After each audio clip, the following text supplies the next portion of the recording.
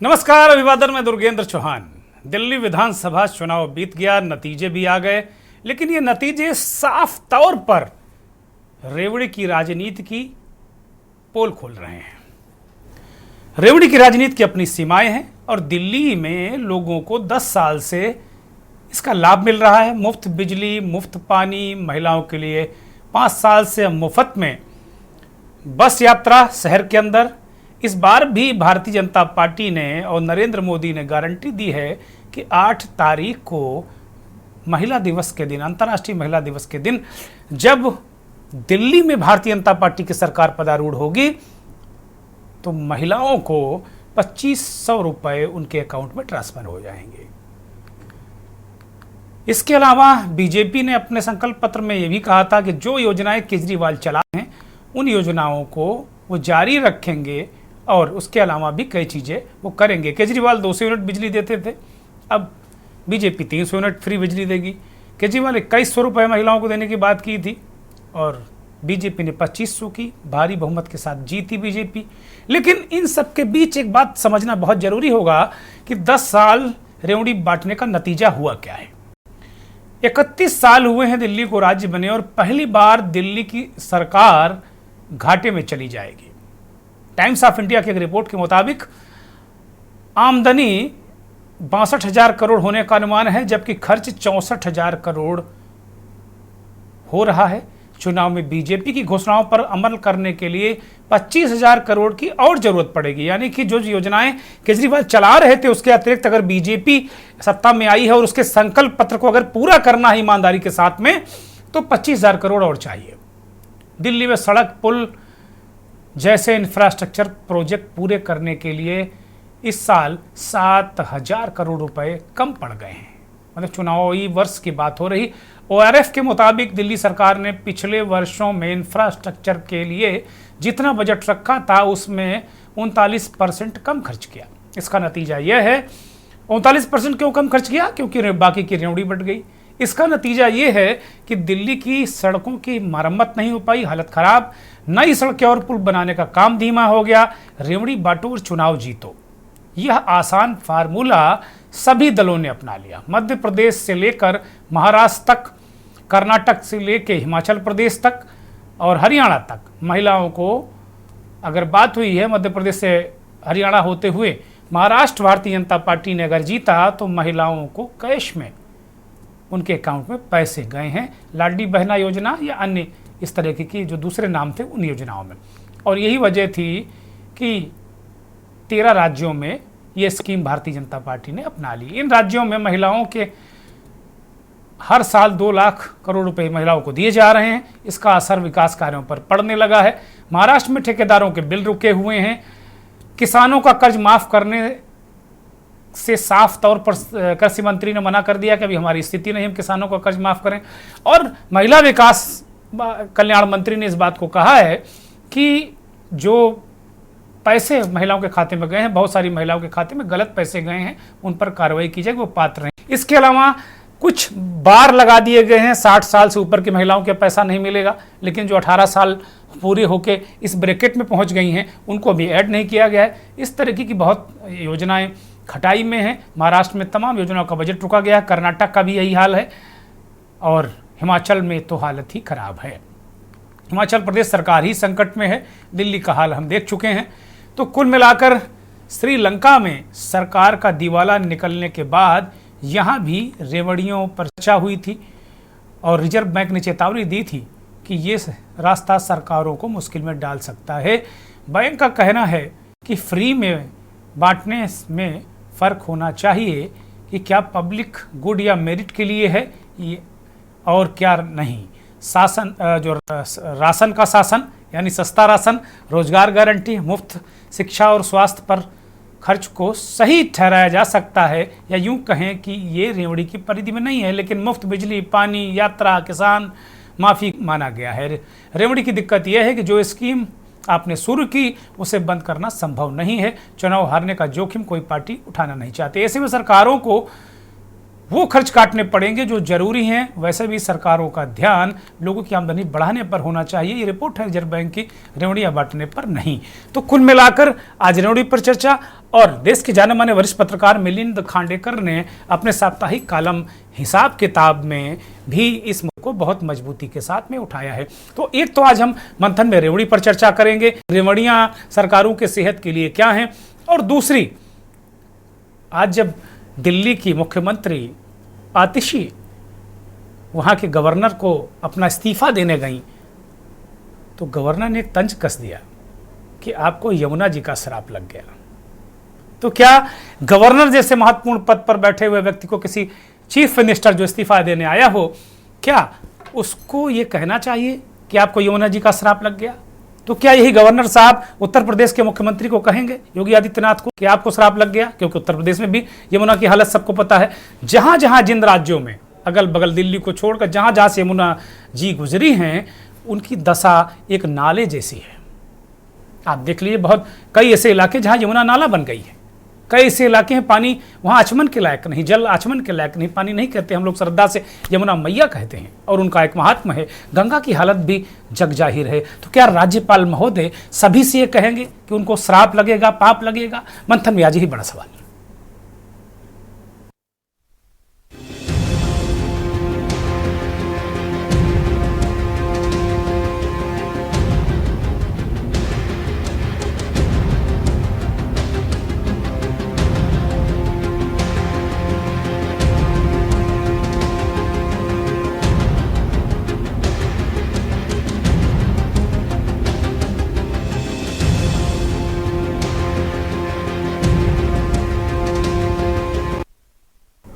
तो मंथन में आज यमुना का श्राप और रेवड़ियों पर बात होगी। एक रिपोर्ट हमारी सहयोगी वंदना पांडे ने तैयार की है, उसे देखिए पहले। दिल्ली विधानसभा चुनाव के नतीजे आने के बाद दिल्ली में भाजपा की सरकार बन चुकी है, लेकिन मुख्यमंत्री का चेहरा तय होना अभी बाकी है। इससे पहले ही एक और कहानी दिल्ली में शुरू हो गई है। कहानी यमुना नदी के श्राप से लेकर रेवड़ी तक पहुंच गई है। श्राप से मतलब यहाँ पर ये है कि जब दिल्ली की पूर्व सीएम आतिशी ने एलजीबी के सक्सेना को अपना इस्तीफा सौंपा, तो एलजी ने तंज कसते हुए आतिशी से दबे स्वर में कहा कि ये यमुना नदी का श्राप है जो आम आदमी पार्टी को लगा है। बस उनका ये कहना था कि राजनीति की बयार इस ओर मुड़ गए और सवाल उठने लगे कि आखिर फिर दिल्ली ही क्यों, जहां यमुना नदी के सबसे ज्यादा प्रदूषित होने की वजह बताई जा रही है। आसपास के सटे हुए जिले और राज्य भी हैं, जैसे कि हरियाणा, राजस्थान, उत्तर प्रदेश, और यहाँ पर भी मिलती जुलती ऐसी ही तस्वीरें हैं। फिर ये अछूते क्यों, इनको श्राप क्यों नहीं? वही राजनीतिक जानकार तो ये भी कहते हैं कि आपकी फ्री की रेवड़ी ने दिल्ली को डुबाने का काम किया है। यहाँ तक इससे पहले भी सुप्रीम कोर्ट ने भी फ्री की रेवड़ी को लेकर पहले भी सरकार को चेताया था और कहा था कि ये फ्री की स्कीम सही नहीं है, इसका खामियाजा बहुत भारी चुकाना पड़ सकता है। और बावजूद इसके दिल्ली में सब फ्री फ्री फ्री ही रहा। नतीजतन आज ऐसी तस्वीर निकल कर सामने आई है, जिसका खामियाजा आम आदमी पार्टी को कहीं न कहीं चुकाना पड़ा है। स्पेशल डेस्क के न्यूज इंडिया।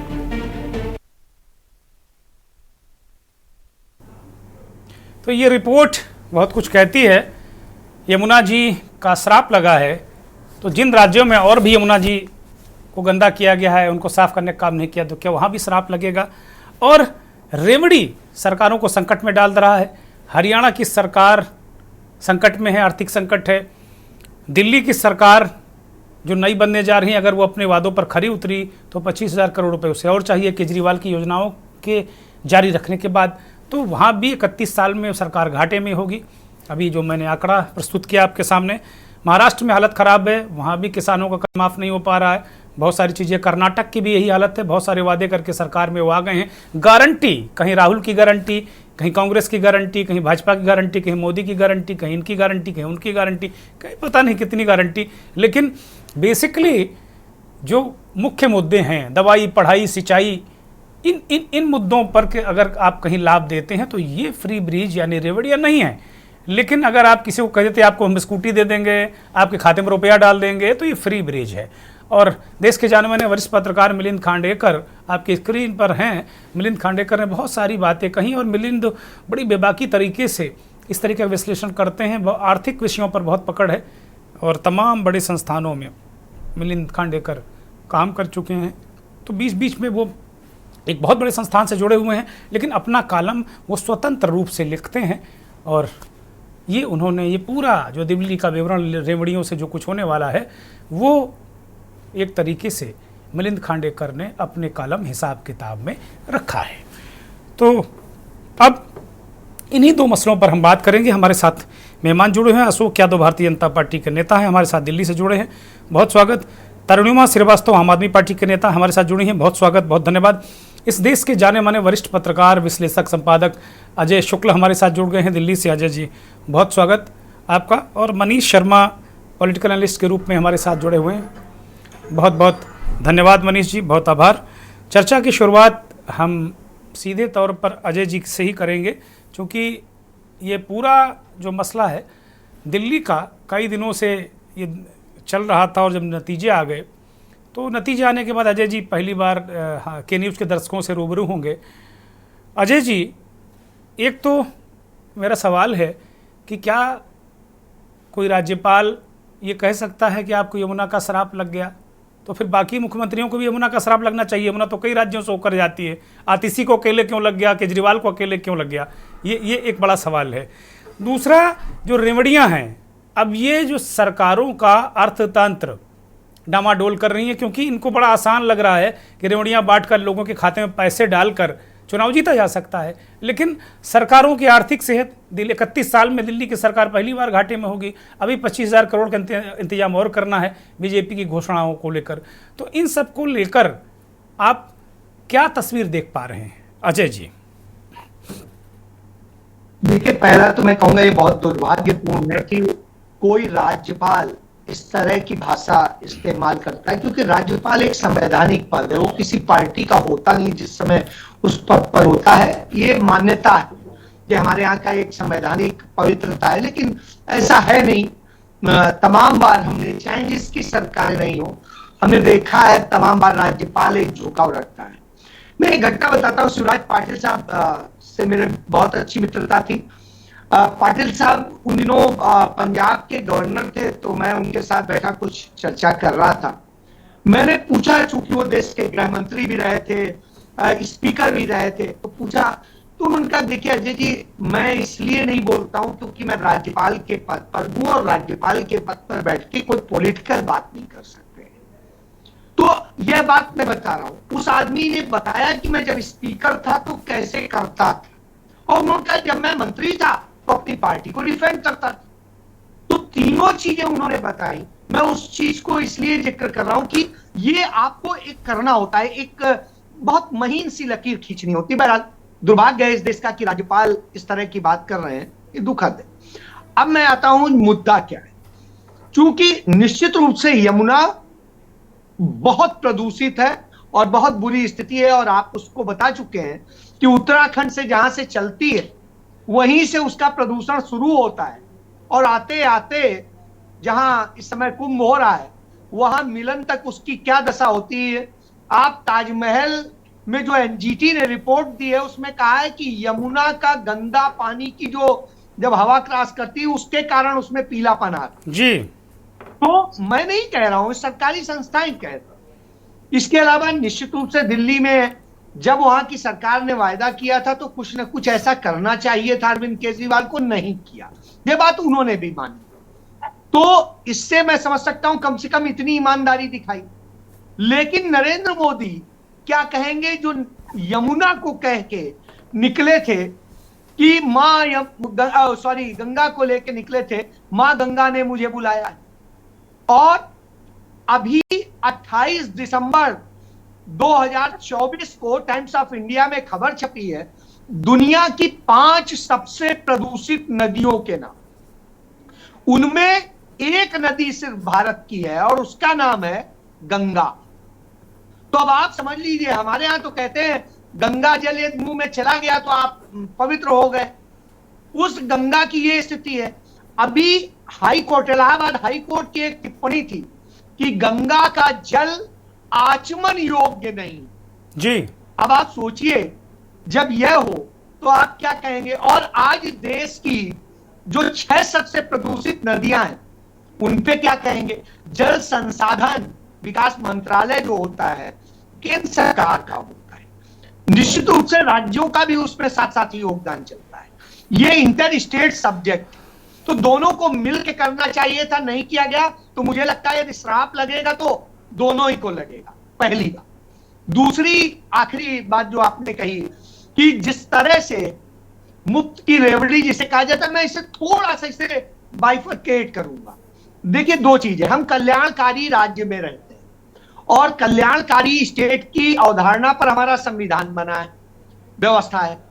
ऐसी स्थिति में निश्चित रूप से हमारे देश में यदि कोई वर्ग, कोई समुदाय इस स्थिति में है कि वो अपना जीवन यापन भी नहीं कर सकता, तो उसे एक सपोर्ट देने की हमारी व्यवस्था है, लेकिन मुफ्त खोरी की नहीं।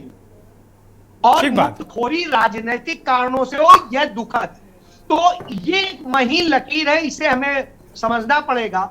लेकिन दिल्ली में मुफ्त खोरी हुई है, क्यों कह रहा हूं, क्योंकि दिल्ली में इस देश के लोगों की प्रति व्यक्ति जो आय है दिल्ली में 3 से 4 गुना अधिक है उसको। तो ऐसी स्थिति में साहब दिल्ली को दे रहे हैं, क्यों नहीं उन राज्यों को दे रहे हैं जो बीमारू स्टेट्स हैं, वहीं पे हेल्प करिए। और मैं बहुत अच्छी चीज मानता हूं, कांग्रेस ने मनरेगा जो लेके आई, अरे आप उसको हाथ में रोजगार दे दो, 100 दिन का ही सही, आप पूरा दे दो, वो खुद ही खरीद के खा लेगा, उसे मुफ्त नहीं चाहिए हो, आप उतना कर दो, बस उसे सक्षम बना दो। तो मेरा ये मानना है कि ये होना चाहिए था, ये पैसा उसकी बजाय रोजगार जनरेट करने में और दूसरे में लगना चाहिए था, तो शायद वो खुद खरीद के खा सकता था, रह सकता था, कर सकता था। उसको दूसरे सपोर्ट देते, राशन कार्ड में जैसे सस्ते दर पे आपने अनाज देने का नो प्रॉफिट नो लॉस पे दे देते, वो अच्छा रहता। आप मुफ्त खोरी की आदत मत डालिए। जी, बहुत बहुत बहुत महत्वपूर्ण बात अभी अजय जी ने कही। मुझे लगता है कि आम आदमी पार्टी के नेता तरुणवा जी को मैं इस चर्चा में शामिल कर लूं, क्योंकि इसे जन सरोकारी राजनीति कहा गया था जब केजरीवाल ने इसे शुरू किया था, और बड़ा आपाधापी मची थी, सारे दल कह रहे थे कि आपको पैटर्न चेंज करना पड़ेगा, क्योंकि केजरीवाल ने जन सरोकारी राजनीति की, आम लोगों को वो सुविधाएं मुहैया कराई। बाद में फिर ये कहते कहते कहते इसे रेवड़ी कहा गया। फिर भारतीय जनता पार्टी जो करती थी वो रेवड़ी नहीं, केजरीवाल जो कर रहे हैं वो रेवड़ी है। फिर केजरीवाल ने खुद कह दिया कि तो हम रेवड़ी ही बांट रहे हैं। तरुणिमा जी, ये जो राजनीतिक कारणों से जो मुफ्तखोरी की आदत आम आदमी को डाली गई है, आपकी पार्टी को नहीं, आम आदमी को, कॉमन मैन को, इसको लेकर आलोचना भी होती रही है। लेकिन ये अब सरकारों के लिए बहुत बड़ी चुनौती बन गई है, और ज़्यादातर सरकारें अब ये वादे नहीं पूरे करती हैं। उत्तर प्रदेश में अगर देखें तो उत्तर प्रदेश की सरकार ने कहा था कि किसानों को हम सिंचाई के लिए बिजली मुफ्त देंगे। चुनाव की घोषणा पत्र भारतीय जनता पार्टी ने कहा था। सरकार बनी तो मंत्री जी ने विधानसभा में कह दिया, बिजली मंत्री जी ने, कि हमारे पास संसाधन नहीं, हम नहीं दे पाएंगे। फिर बाद में हल्ला मचा, 2024 का चुनाव आया तो फिर दे दिया, अब सिंचाई मुफ्त मिल रही। महाराष्ट्र, कर्नाटक, हिमाचल, मतलब तमाम ऐसे राज्य हैं जहां ये स्थिति है, और दिल्ली में भी अब बड़ी चुनौती है। अरुणिमा जी, देखिए, पहले तो आपके सारे दर्शकों को नमस्कार और सभी को नमस्कार जी। देखिए, मुफ्त की रेवड़ी की बात आप कर रहे हैं, क्योंकि लोगों जो विपक्ष में बैठी सरकारें थी उन्होंने रेवड़ी करके चिल्लाए, और हम लोगों ने उसे अब्सॉर्ब कर लिया कि ठीक है, अगर आप रेवड़ी कह रहे हैं, मुफ्त की रेवड़ी कह रहे हैं, तो हम रेवड़ी के नाम पे ही हम जनता को बताएंगे कि हम दे रहे हैं। तो सबसे पहले तो आपको बता दूं कि आम आदमी पार्टी जब इस देश में सत्ता में आई, जब हम पार्टी बनाए, तो हमारी पहले से योजनाएं थी कि जनता को जो उनकी मूलभूत सुविधाएं हैं, जो सरकारी द्वारा मिलनी चाहिए, जो दूसरी सरकारें, दूसरी पार्टियां अपने अपने राज्यों में नहीं देती है, वो हम यहाँ पे अप्लाई करें। और हमने उसे अप्लाई किया। हमने जो जनता को मूलभूत सुविधाएं देनी थी, और हिंदुस्तान से आप बाहर चले जाइए, और देशों में चले जाइए, लंदन चले जाइए, अमेरिका चले जाइए, और भी कई सारे देश हैं पर ट्रांसपोर्ट फ्री है, बिजली फ्री है, बेरोजगारी मिलता है लोगों को, और बहुत सारी चीजें सरकार शिक्षा फ्री देती है। शिक्षा का तो आपको मालूम ही है कि दूसरे जो है शिक्षक सरकारी जो है फ्री है सारी, और वहां पर सरकारी स्कूलों में ही पढ़ाने की अलाउ है कि आप वहां पे पढ़ाइए अपने बच्चों को। तो आप सोचिए लंदन जैसे शहर में लोग चाहे अरबपति क्यों ना हो, उसका बच्चा सरकारी स्कूल में ही पढ़ने जाता है। लेकिन हमारे हिंदुस्तान में कैसी जो योजना दूसरी पार्टियां लेकर आती है, दूसरी जो पहले सरकारें थी, कि वो अपनी जेबें भरती थी और जनता को बेवकूफ बनाती थी। लेकिन हमारी पार्टी आई, हमारी पार्टी ने, आम आदमी पार्टी ने, केजरीवाल जी ने जो योजना थी, जो जनता को देनी चाहिए थी, वो दी। और देखिए आज हम दिल्ली की सत्ता से जरूर बाहर हो गए, लेकिन हमारी जो विचारधारा थी, जो हमारी जो सोच थी, जो हम स्ट्रेटेजी लेकर आए थे, वो आज इस देश में लागू हो गई है। जो आज भारतीय जनता पार्टी जो लुटेरी पार्टी है, वो भी जनता को देने के लिए तैयार है। लेकिन मैं ये अब हम लोग देखेंगे कि क्या दिल्ली में क्या वो जनता को देगी, क्या वो देगी जनता को, क्योंकि दूसरे राज्यों में तो उसकी जितनी भी अरुणा जी आपकी आवाज, आपकी जो ऑडियो है वो कुछ दिक्कत कर रही, दर्शक बड़ी महत्वपूर्ण बात कर रही है, लेकिन वो बात हमारे दर्शकों तक नहीं पहुंच रही है। मैं तरुणा जी, मैं आपको रोक रहा हूं और मैं आपको पूरा मौका दूंगा क्योंकि आपकी आवाज दर्शक नहीं सुन पा रहे हैं। एक मजबूत विपक्ष की भूमिका निभाई। ठीक है तरुणा जी, आपकी बात आ गई। भारतीय जनता पार्टी के नेता अशोक यादव हमारे साथ जुड़ गए हैं। अशोक यादव, आपने दिल्ली में ये कहा कि भाई जो केजरीवाल साहब की योजनाएं वो हम जारी रखेंगे, और आपकी जो योजनाएं और आप जो ऐड कर रहे हैं इस पैकेज में, रेवड़ी पैकेज, मुफ्तखोरी का पैकेज राजनीतिक कारणों से, या जन सरोकारी राजनीति, कुछ भी कह सकते हो, अपनी सुविधा के अनुसार कहिए इसको आप, है ना, सारे लोग अपनी सुविधा से कहते हैं इसको। उसमें 25,000 करोड़ रुपए आपको और चाहिए। वो ऑलरेडी दिल्ली की सरकार 2,000 करोड़ के घाटे में आ गई है 31 साल में पहली बार। 64,000 करोड़ का खर्च है, 62,000 आमदनी है। कैसे करोगे भाई? क्या योजना है आपके पास? अशोक यादव। दुर्गेश जी, देखिए, सबसे पहले तो मैं आप सब, आपके दर्शकों को मेरी तरफ से, हम लोग जीते हैं दिल्ली 27 साल बाद, तो उसके लिए सब आपके चैनल के माध्यम से देश। अशोक यादव, आपकी भी आवाज गड़बड़ा रही है, मुझे लगता है इसकी ये कार्यक्रम दर्शकों तक नहीं पहुंच पा रहा। मैं एक ब्रेक ले रहा हूं, कुछ तकनीकी खामी मुझे नजर आ रही है। इस तकनीकी खामी को तुरंत दूर किया जाए और ताकि हम आगे चर्चा को जारी रख सकें। आप देख रहे हैं के न्यूज, खबरों का सारथी।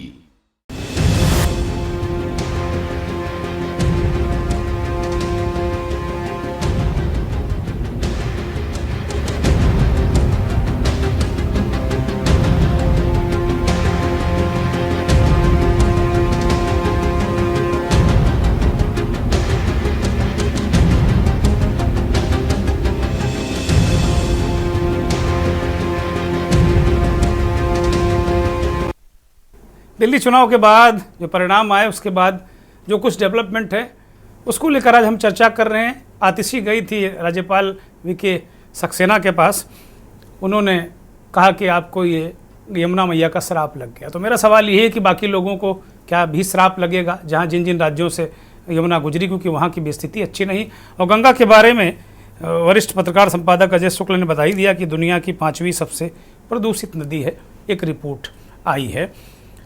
बहुत सारी नदियों के बारे में बातें कही गई हैं, लेकिन जो फोकस है रेवड़ी की बात हो रही है कि भाई अब सरकारों का साधन बन गया है कि वो रेवड़ियाँ बांटकर डायरेक्ट डीबीटी के माध्यम से डायरेक्ट बेनिफिट ट्रांसफ़र कर देते हैं, उसके माध्यम से सीधे सीधे लोगों के अकाउंट में पैसे दे देते हैं। तो क्या ये जन सरोकारी राजनीति है? और इससे राज्यों पर बोझ पड़ रहा है, उनकी जो मूल योजनाएं विकास की हैं वो खराब हो रही हैं। ज़्यादातर लोगों का मानना है कि भाई रोजगार की गारंटी, मनरेगा एक अच्छी स्कीम थी, आदमी को सम्मान से मेहनत करके पैसे मिलते थे तो वो उस तरह उपयोग करता था। तो क्या राजनीतिक कारणों से लोगों को मुफ्तखोरी की आदत हो रही है? अशोक यादव, भारतीय जनता पार्टी के नेता, ब्रेक से पहले अपनी बात रख रहे थे। अशोक जी बोलिए। दुर्गेश जी, मैं आपके चैनल के माध्यम से देश और दिल्ली की जनता को बहुत बहुत बधाई। आपको भी बहुत बहुत बधाई, शुभकामनाएं, आपने सरकार बनाई, बहुत बधाई। की राजनीति को चुना देश में, मोदी की गारंटी को चुना इसके लिए हम सबको बधाई। और आप जो अभी बता रहे थे, जैसे नेता आप बता रही थी, उन्होंने कहा कि केजरीवाल आम आदमी पार्टी आई थी। आम आदमी पार्टी, आपको पता होगा तो जी, अन्ना जी के आंदोलन में करप्शन को हटाने के लिए आई थी, न कि शराब का करप्शन करके पूरी पार्टी जेल में गई, इसको करने के लिए नहीं आई थी। तो आप जिस काम को करने के लिए आए थे, अगर आप वो काम करते तो मैं दिल से कह सकता हूं कि दिल्ली की आज भी सत्ता में आम आदमी पार्टी होती। लेकिन ये करप्शन को हटाने के लिए आए और करप्शन में इतने लिप्त हो गए कि शराब का करप्शन कर दिए। आपको पता होगा, लोग शराब पीते हैं, एक लिमिट के बाद लोगों के घर बर्बाद होते हैं। उसमें सबसे ज्यादा योगदान अगर किसी के बर्बादी का होता है तो दारू का होता है। एक लिमिट तक आप दारू पी रहे थे, तो एक के साथ एक फ्री, मतलब दारू को प्रमोट नहीं करेंगे हम लिमिटेड या अनलिमिटेड, हम दारू को प्रमोट नहीं करेंगे बिल्कुल। मैं अरुणिमा जी, मैं आऊंगा, आप फिंगर डाउन कर लीजिए, मैं आऊंगा आपके पास। अशोक कंप्लीट करिए आप जी। दुर्गेश जी, तो जब आप दारू फ्री बांटते हैं, तो आपको पता है ना, देश में भारतीय जनता पार्टी जिस मैंडेट के साथ सरकार में आई है, मैं उसमें आपको पता है देश की, दिल्ली की जो महिलाओं ने एक तरफा वोट दिया है हमें। वो सिर्फ इस बात से पीड़ित थी कि वो जो एक के साथ एक दारू फ्री थी, और वो दारू से जी नहीं, 2,500 रुपया है, वो 2,500 रुपया जो आपने दे दिए सीधे सीधे, वो है ये। अब नहीं दोगे तो फिर खैर नहीं आपकी भी। अशोक यादव बोलो। आपको मैं बताता हूं, अगर 2,500 हमने दिए, क्या होता है ना, आपको ये राजनीतिक है। अगर राजनीति में अगर कोई इस तरह से आपने कहा, आपने पंजाब में कहा था 1,000 रुपए देने के लिए, क्यों नहीं किया? तो आपको पता है ना, अगर दिल्ली में मोदी जी ने कहा है कि 2,500 देंगे, तो मतलब गारंटी की भी गारंटी है कि हम 2,500 मिलेंगे। तो लोगों ने कहा, उन्होंने चुना। आपको पता है, इससे पहले हम 2019 से राशन फ्री दे रहे हैं पूरे देश को, हर घर में राशन फ्री मिल रहा है। तो 15 लाख रुपए नहीं आए अशोक जी अभी तक, जो मोदी। मैं आ रहा हूं अरुणिमा जी, मैं आ रहा हूं आपके पास, उनको बोलने दीजिए प्लीज। बोलिए अशोक जी। बता दे रहा हूं दुर्गेश जी, जी। शिक्षा, स्वास्थ्य, रोजगार। तो देखिए, शिक्षा हम फ्री कर रहे हैं। स्वास्थ्य के लिए हम मेडिकल आयुष्मान भारत योजना जो दिल्ली में लागू नहीं की अरविंद जी ने, 5 लाख तक का, अगर किसी के घर में बीमार हो रहा था तो 5 लाख तक का उपचार उसको फ्री था। अरविंद जी ने लागू नहीं किया। अरविंद जी का सबसे बड़ा फेलियर तो शिक्षा, स्वास्थ्य, रोजगार। और रोजगार की बात करें तो दिल्ली में जिस तरह से प्रदूषण बढ़ा और दिल्ली की समस्याएं बहुत ज्यादा बढ़ गई थी, तो उस वजह से दिल्ली की जनता ने भारतीय जनता पार्टी को चुना है। और मैं आपको आश्वस्त करता हूं आपके चैनल के माध्यम से दिल्ली की जनता को, कि हमने जो वादे किए हैं उन वादों को पूरा ही नहीं करेंगे, पूर्ण रूप से पूरा करेंगे। मतलब गारंटी की गारंटी भी मोदी जी की गारंटी है, तो वो पूरी होगी। अरविंद जी के जो वादे थे कि मैं 2100 दूंगा, आप पंजाब में 1,000 दे रहे थे, नहीं दिए, इसलिए आप गए।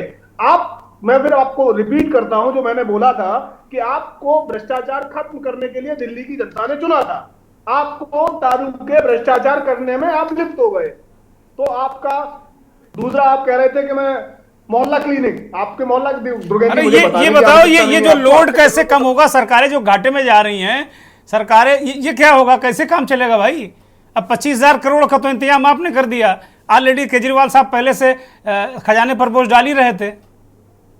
देखिए दुर्गेश जी, मैं आपको बताता हूं, जब चोर लूट करता है तो उसको किसी और रास्ते, उसको सिर्फ लूटना होता है। मोदी जी में चोरों के लूटे हुए धन को वापस लेना, उन्होंने कह दिया है कि लूटा है तो वापस करना पड़ेगा। तो आप ये जान लीजिए कि अब वो सब वापस होगा, और वापस होगा तो दिल्ली का खजाना फिर से उतना ही होगा, और दिल्ली की जनता, ये तो वही है कि भाई स्विस बैंक का पैसा लाओगे, 15 लाख बांट दोगे, ये बाद में कह दोगे जुमला है भाई। और यही केजरीवाल कह के आए थे दिल्ली की जनता को, देश की जनता को, कि भाई जो लोग भ्रष्टाचार में पैसा जाता है उसको भ्रष्टाचार वाली पाइपलाइन बंद कर देंगे और जनता की तरफ घुमा देंगे। और अशोक यादव वही बात आप कह रहे हैं। मेरी बात कंप्लीट हो जाने दीजिए, आप पूरी बात सुनिए, आप समझ नहीं रहे। इस बार 2500 रुपए का फॉर्म भरे, तो पत्रकारी है भाई, पूरी तरह से आश्वस्त किया गया है कि हम आपको देंगे। और आपको बता रहे हैं, मोदी जी ने पहले ही उस दिन पार्टी कार्यालय में आपको परसों कह दिया है कि 8 तारीख को मोदी जी ने बिल्कुल स्पष्ट कर दिया कि पहली ही कैबिनेट में सीएजी की रिपोर्ट पेश करूंगा। मतलब दिल्ली विधानसभा में पहली ही सदन में सीएजी की रिपोर्ट आएगी, आपको सब कुछ पता लगेगा कि कौन भ्रष्टाचार कितना किया है। दुर्गेश जी, मैं आपको बिल्कुल आपके चैनल के माध्यम से हमें इंतजार रहेगा। अशोक यादव, मैं जरा अरुणिमा जी का एक कमेंट ले लेता हूं, फिर बाकी मेहमानों को पास। बोलिए अरुणिमा जी, बोलिए। देखिए सुरेश जी, ये भारतीय जनता पार्टी के हमारे प्रवक्ता जो कह रहे थे, तो ये कह मोदी जी की गारंटी पे गारंटी है। तो सबसे पहले मैं आपको बता दूं कि मोदी जी की कोई भी गारंटी आज तक जनता को नहीं मिली। 15 लाख तक आए नहीं, 500 रुपए का सिलेंडर देने का वादा किया था राजस्थान में, अन्य और राज्यों में, वो लोगों को नहीं मिले। और बहुत सारी ऐसे वादे इन्होंने किए। देखिए, आप महाराष्ट्र में जाके पता कर सकते हैं, मध्य प्रदेश में पता कर सकते हैं। हिमाचल में वो नहीं झूठ मिले। बोल के यहाँ चैनल के देखिए, माध्यम से आप किसी गुमराह मत बोलने कीजिए। दीजिए अशोक यादव, बोलने दीजिए। अशोक जी, अब आप पता करके आई हैं, बोलने दीजिए।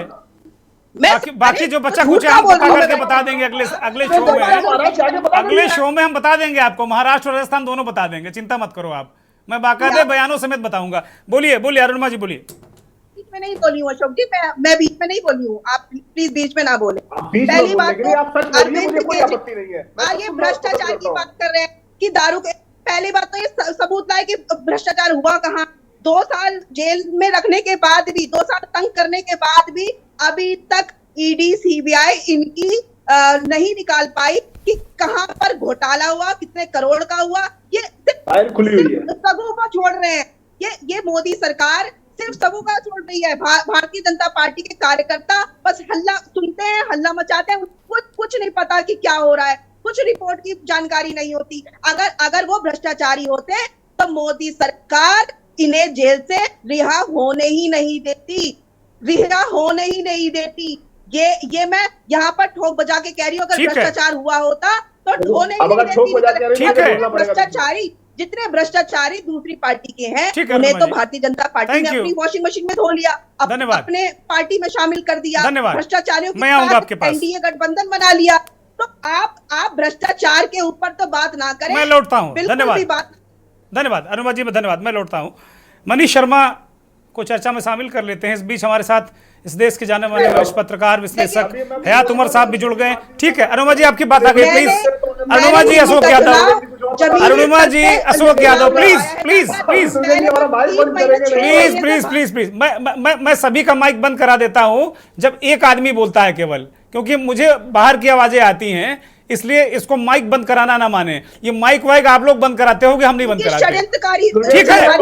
ठीक है अरुणिमा जी, आ गया अशोक यादव भाई, फिर बंद कराना पड़ेगा, फिर मुझे कह के बंद कराना पड़ेगा, फिर एलानिया मैं कहूंगा ऑन एयर की बंद करो। प्लीज गरिमा बनाए रखिए आप लोग, अच्छी बात नहीं। मनीष शर्मा, अब चूंकि अब तो ये है ना कि जो जा रहा है उसको राज्यपाल ये भी डरा रहे हैं कि भाई तुमको श्राप लग गया। आजकल ये भी हो रहा है। अब ये पूरा हमको लगता है टोना टुटका भी राज्यपाल सब करने लगे हैं, इस तरह की बातें भी करने लगे हैं कि भाई अब तुम्हें श्राप लग गया। अरे भाई, अगर अरविंद केजरीवाल और आतिशी को श्राप लगेगा तो बाकी मुख्यमंत्रियों को भी लगेगा। एक तो ये सवाल है। दूसरा, अब मेरा मूल सवाल बहुत गंभीर सवाल है मनीष शर्मा, कि ये जो राजनीतिक कारणों से, जैसा कि अजय शुक्ला ने कहा कि राजनीतिक कारणों से जो ये रेवड़ियाँ हैं, जैसे मनरेगा रेवड़ी नहीं है, सिंचाई आप किसी को मुफ्त दे दीजिए रेवड़ी नहीं है, किसानों को कुछ कर दीजिए रेवड़ी नहीं है, लेकिन अब आप सीधे 2,500 रुपये ट्रांसफर कर देंगे, स्कूटी दे देंगे, चैन दे देंगे, मंगलसूत्र दे देंगे, तो ये रेवड़ी है। तो ये किस तरीके से भारतीय राजनीति को इफेक्ट कर रही है, और इससे क्या मूल काम, इंफ्रास्ट्रक्चर के काम, सड़कों के काम, ये क्या प्रभावित हो रहे हैं। और दिल्ली के सामने बहुत बड़ा संकट है। 25,000 करोड़ ये कह जरूर हैं अशोक यादव कि भाई हम उसका सब कर लेंगे, लेकिन ये कहां से आएगा पैसा। मनीष शर्मा, ठीक है अशोक भाई, ठीक है भाई, ठीक है, बोलिए मनीष शर्मा जी। मैं आपसे कहना चाहता हूं कि अगर यमुना का श्राप अगर वहां के सरकार को लग गया तो क्या मैं मानूं कि गंगा का श्राप जो है मोदी जी को लग गया कि बनारस में हारते हारते बचे, उत्तर प्रदेश में जो है 40-42 सीट। मनीष जी, इतना बोलिए नहीं, प्लीज मत बोलिए, प्लीज। अशोक यादव गलत बात ना, मैं इसे बर्दाश्त नहीं करूंगा। आप बोलने दीजिए उनको ना। देखिए गलत तो आप, अरे भाई हद कर रहे हैं आप हद कर रहे हैं। आप फिल्टर छन्नी लेकर बैठे हुए हैं क्या? आप बोलने दीजिए उनको, आप जवाब दीजिएगा। ये कोई बात थोड़ी होती, सारा ठेका आप ही ले लेंगे बोलने का। गलत बात, नो।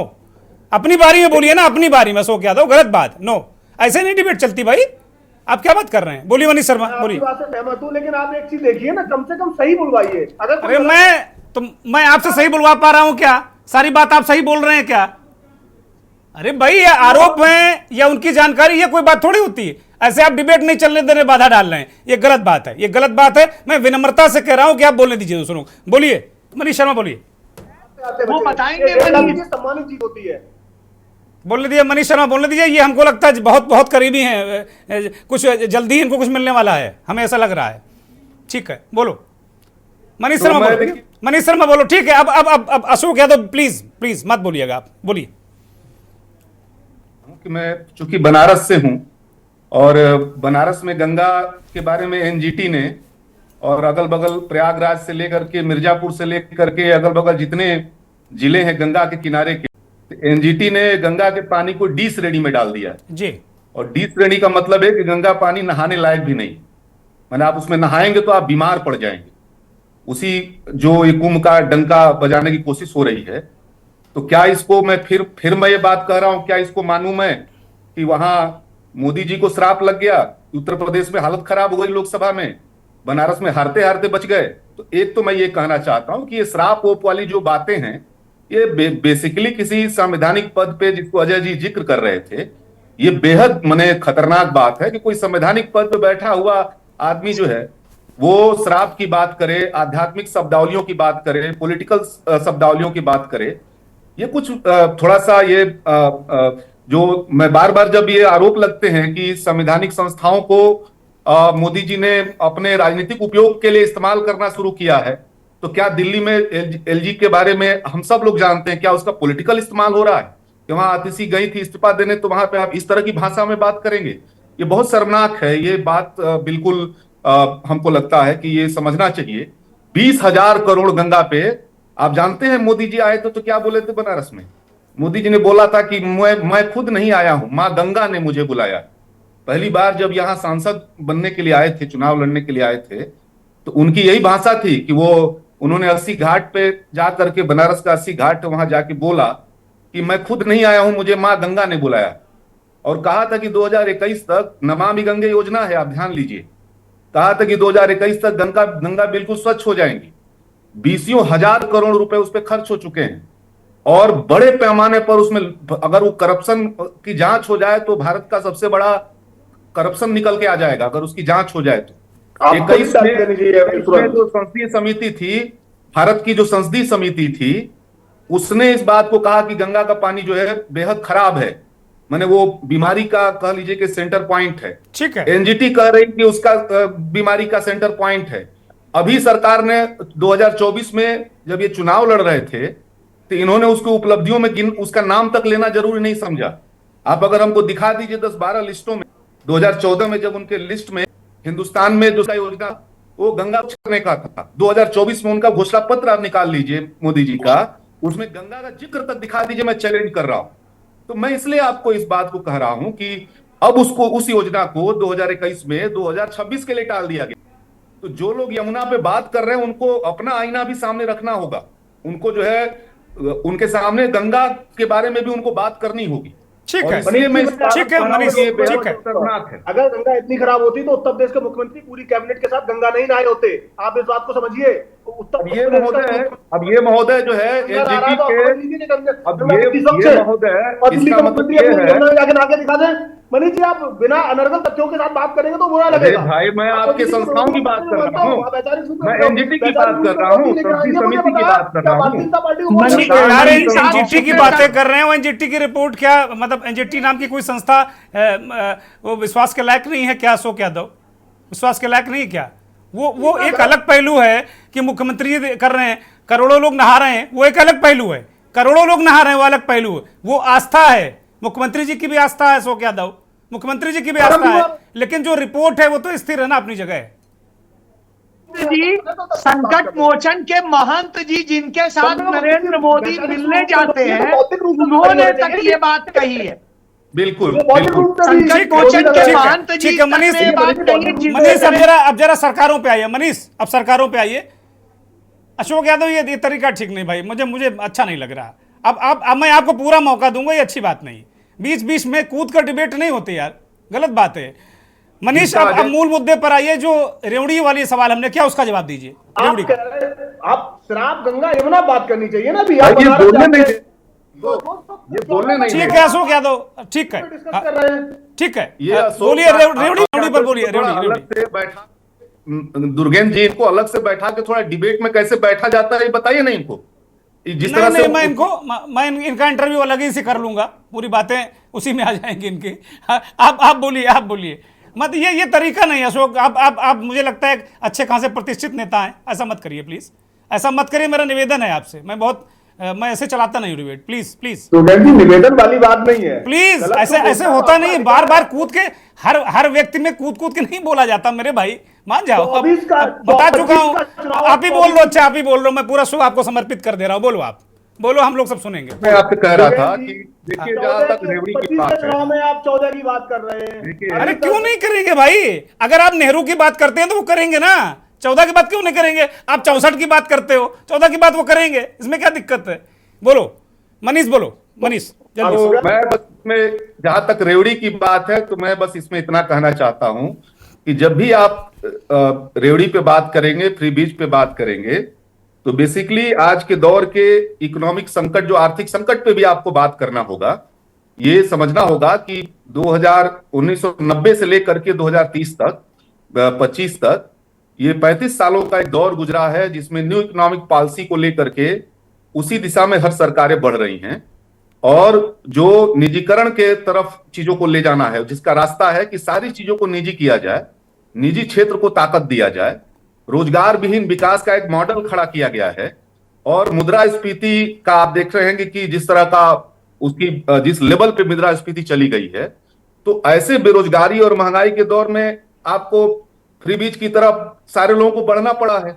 या तो आप इस इकोनॉमिक पॉलिसी को बदलने की बात करिए। 2008 में इसी इकोनॉमिक पॉलिसी का पूरी दुनिया में एक जबरदस्त मंदी है, पूरी दुनिया उस मंदी से उबर नहीं पा रही है। तो अब जो इस दौर में जब संकट आता है, तो आमतौर पे जब पैकेज दिया, जिसे 2000 कोरोना में आपने देखा होगा कि 20 हजार करोड़ का जो पैकेज दिया गया, तो वो बिजनेस साइड को दिया गया, सप्लाई साइड को दिया गया। जब भी इस देश में आप फ्री बीज की बात करते हैं, तो हर बार कारपोरेट के जो टैक्स उसको माफ कर दिया जाता है। कारपोरेट के ढेर सारे आप देखेंगे कि उनको जो है योजनाओं को माफ कर दिया जाता है, उनके कर्जे को हर बार अभी मोदी सरकार ने हर साल लगभग 5-6 लाख करोड़ का कर्जा उनका किया है, 15 लाख करोड़ का कर्जा माफ कर दिया है। उस तरफ उसको जब वहां कोई माफ किया जाता है, उसको कोई चीज दी जाती है, तो यह माना जाता है कि विकास के लिए दिया जा रहा है, माने उद्योग को डेवलपमेंट करने के लिए दिया रहा है, एम्प्लॉयमेंट जनरेट करने के लिए दिया रहा है। लेकिन वही जब आप किसानों को देने लगते हैं, वही जब आप मजदूरों को देने लगते हैं, अभी आप देखेंगे कि अभी बजट आया है मोदी जी का, उस बजट में किसानों के लिए, मजदूरों के लिए, आम आदमी के लिए कुछ भी नहीं है। एक छोटे से हिस्से को पॉलिटिकल कारणों से उसको एक आप देखेंगे कि लाखों की टैक्स में छूट दी गई है। तो हम ये कह रहे हैं कि ये जो फ्री बीज के बारे में जब आप बात करते हैं, तो आपको हरदम इकोनॉमिक पॉलिसी के बारे में बात करना होगा, जो बेरोजगारी पैदा कर रही है, महंगाई पैदा कर रही है। ठीक है, इस दिशा में अगर आप बात नहीं करेंगे, तो फ्री बीज में बहुत सवाल खड़ा करने का कोई उस लेवल का मतलब नहीं निकले। ठीक है। हयात उमर की तरफ मैं रुक करूंगा। हयात उमर, चर्चा आप चूंकि अपने अंतिम दौर में है और मैं आखिरी में आपके पास आ रहा हूं, एक सवाल बाद में और हो पाएगा। ये बड़े महत्वपूर्ण तरीके से ये चीज़ें बाहर निकल कर आई दिल्ली को लेकर कि दिल्ली सरकार पहली बार 31 साल में पहली बार वो घाटे में गई, और आगे 25,000 करोड़ का और इंतजाम करना है। बहुत सारे पत्रकारों ने कॉलम लिखे, बहुत सारे बातें भी निकल कर आई। फ्री ब्रीज जो ये मुफ्त की रेवड़ियाँ हैं, जैसे डीबीटी के माध्यम से जो डायरेक्ट बेनिफिट ट्रांसफ़र हो रहा है, क्या ये जो मूल चरित्र है संविधान का जिससे सरकार चलनी चाहिए, क्या उसकी गवाही ये देता है? क्या उसमें ये सब चीज़ें हैं? और सबसे बड़ी बात यह है कि क्या इससे मूल काम जो हैं वो प्रभावित हो जाएंगे, क्या जो सरकार के मूल काम हैं? आप बता सकते हैं कि इस बार भारत सरकार ने जो अपना बजट पेश किया वो कितने घाटे का है? नहीं, हम तो नहीं बता सकते, मैं बहुत इसका विशेषज्ञ भी नहीं। हमारे भारतीय जनता पार्टी के नेता बैठे हुए हैं, प्रवक्ता, जरा गूगल बताएं कि इस बार भारतीय जनता सरकार ने, केंद्र सरकार ने जो बजट पेश किया है वो कितने घाटे का है। एक बात चलिए, एक तो ये बजट घाटे का वो बता देंगे खुद ही। तो जब भारत सरकार पे 2014 से लेकर के 2025 के बीच में कर्ज कितने प्रतिशत बढ़ा है, और अभी हमारे देश पर जीडीपी का कितने प्रतिशत कर्ज है, जरा ये भी बता दीजिए। क्योंकि हम बताएंगे तो आप कहेंगे ऐसा नहीं वैसा। हमारे ऊपर जीडीपी का 87% कर्जा है। बताइए जरा कि हमारे ऊपर कितना कर्जा है। हमारी जीडीपी का 87% कर्जा है। बाकी सब तो छोड़ दीजिए आप। अब मैं फ्रीबीज पे और सब जाऊं पहले मैं जरा एलजी साहब ने जो वो कहा है ना कि अपने यमुना माँ यमुना का श्राप लगा है, तो माननीय एलजी साहब बताएं कि 2014, 2015 और 2020 में भाजपा जब बुरी तरह से हारी 3 बार, तो किसका श्राप लगा? दिल्ली में ही हारी 3 बार, 2 बार तो हारी नहीं है। और पिछली बार भाजपा के पास कुल 8 सीटें थीं और अभी भाजपा के पास 48 सीटें हैं, और जिनको श्राप लगा है उनके पास इस बुरी तरह से हारने के बाद 22 सीटें हैं अभी। भाजपा का मत प्रतिशत जब उनको आशीर्वाद था मां यमुना का तब 35% था, 38%, और अब 47% है, और जिनको श्राप लगा है वो 53 से 43 पर आए। मतलब दोनों के हार जीत में मात्र 5% का अंतर। मुझे तो लगता है कि यमुना जी से ज्यादा शायद शीला जी का श्राप लग गया। जिस राजनीति पे, जिस कथित भ्रष्टाचार की राजनीति पर, जिसमें 5 साल 10 साल केंद्र सरकार और 10 साल दिल्ली की राज्य सरकार दोनों रही है।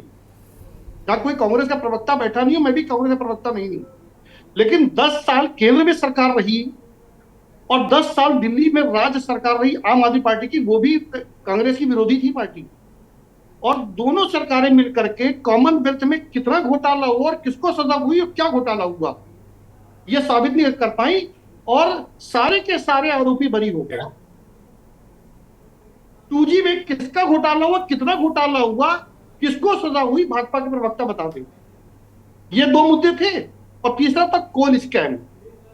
कोल स्कैम कितने का हुआ, उसमें किसको किसको सजा हुई है, और कितना कौन कौन लोग जेल में सफर।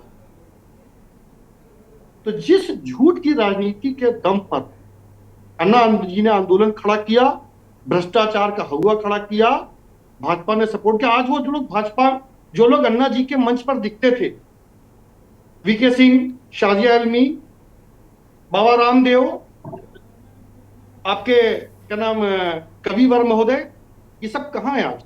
आज सब भाजपा में। और अरविंद जी कहां थे? सत्ता में थे।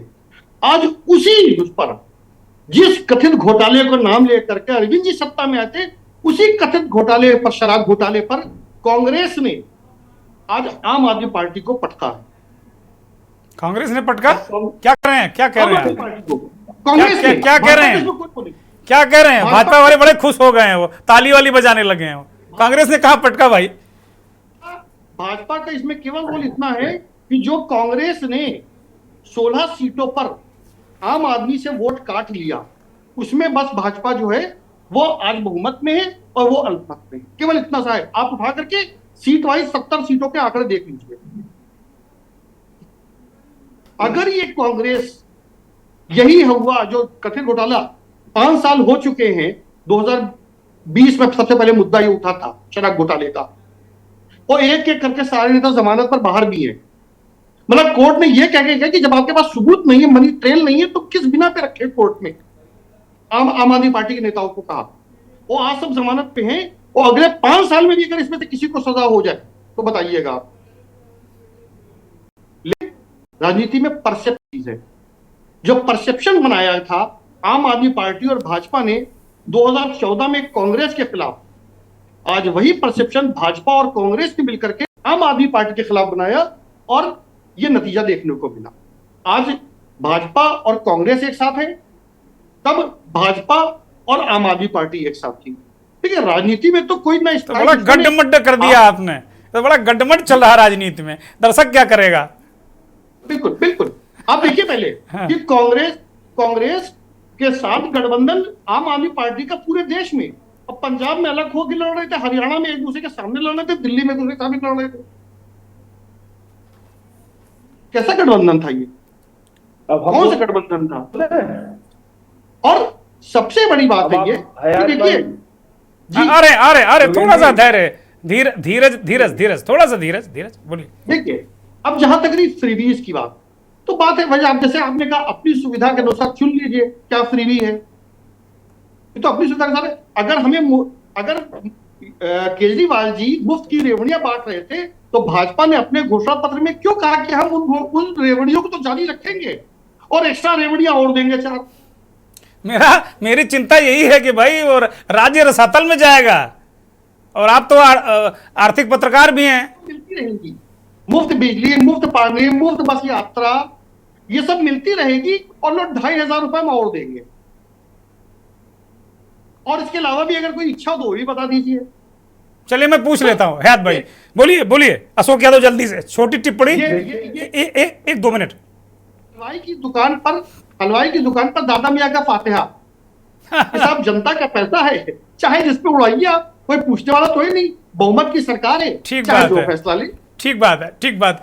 बहुत बहुत जल्दी में अशोक यादव, उसके बाद फिर तरुणिमा जी, क्योंकि मेरे पास बस अब 1 मिनट बचा है, जल्दी से।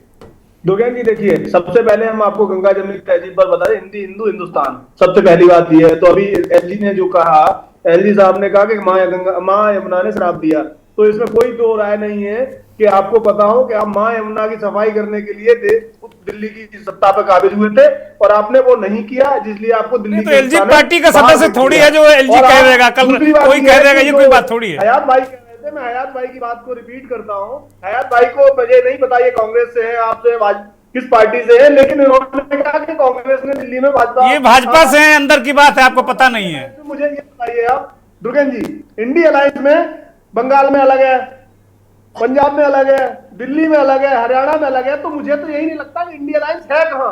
इंडी अलायंस सिर्फ भाजपा। अरे आज हम खर्चे पे बात कर रहे हैं, अलायंस पे बात ही नहीं कर रहे हैं हम।